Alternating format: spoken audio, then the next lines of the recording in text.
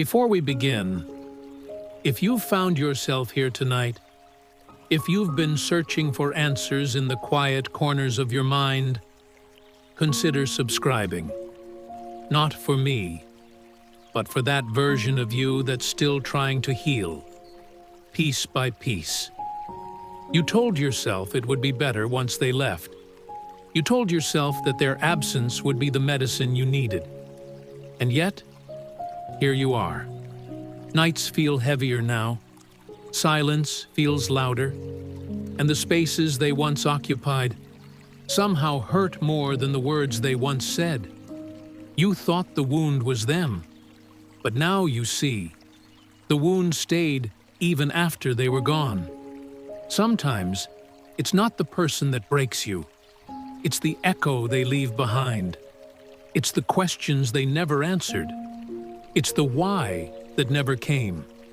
You may not realize it yet, but healing isn't about their absence. It's about what they took with them when they left. And maybe they didn't just take themselves. Maybe they took your trust, your sense of safety, the way you believed in love. The cure for pain is in the pain.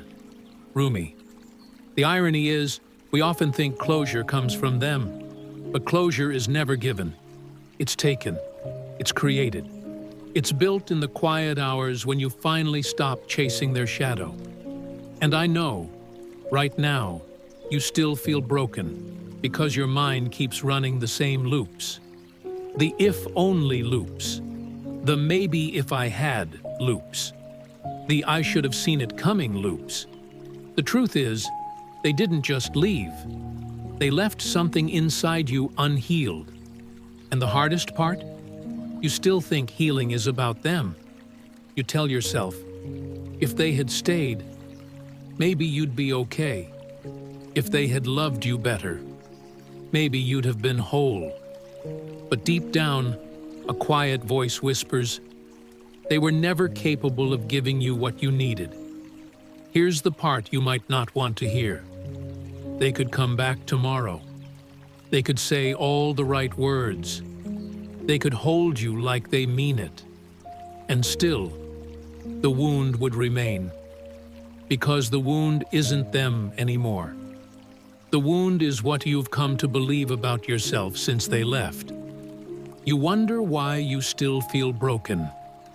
It's because somewhere along the way, you confuse their inability to love you with your worthiness of love. And now, your heart doesn't just mourn them, it doubts itself. I have been bent and broken, but, I hope, into a better shape. Charles Dickens. You keep asking, why am I not over this yet? But grief isn't a race. Healing isn't linear. And your heart, your tender, stubborn heart, needs more than just time. It needs your permission, your attention, your gentleness. Even now, a part of you is waiting for them to fix what they broke. That's why you still feel their presence in every quiet room. That's why certain songs still hit like a bruise. That's why some nights you feel their shadow sitting beside you. They're not really there, but the part of you that still aches for them is. And until you turn toward that part of yourself, until you sit with it instead of running from it, you'll keep mistaking their absence for your emptiness. They may be gone, but they still live in the way you flinch when someone raises their voice, in the way you overthink every text before you hit send, in the way you apologize for existing without even realizing it. This is why you still feel broken, because they didn't just leave memories. They left patterns. They left fears. They left the habit of doubting yourself. I know you want to hear that one day you'll wake up and feel nothing for them. But the truth is, the day you stop feeling is not the day you're healed. Healing is not forgetting. Healing is remembering without the wound reopening. It's letting the memory exist without it controlling the way you breathe. And maybe right now, You're wondering, how? How do I get there? How do I stop feeling broken? It starts with this. Stop waiting for them to come back with the missing pieces. They're not coming. And even if they did, those pieces are yours to carve, not theirs to hand over. You have to keep breaking your heart until it opens. Rumi. Healing is an art, delicate, slow, and deeply personal. It's learning to sit in your own company without feeling lonely. It's trusting yourself again when every instinct tells you to run. You might still feel like you're falling, like you're sinking beneath the weight of your own thoughts. But this is the moment where you start to build, where you begin to say no to the voices that keep telling you you're not enough. No to the self-doubt. No to the shadow of their memory that haunts your every step. And yes to yourself.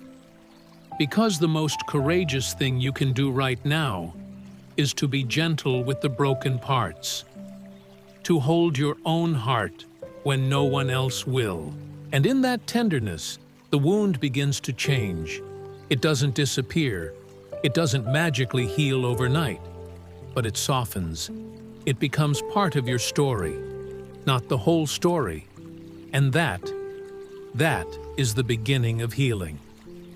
Out of suffering have emerged the strongest souls. The most massive characters are seared with scars. Khalil Gibran.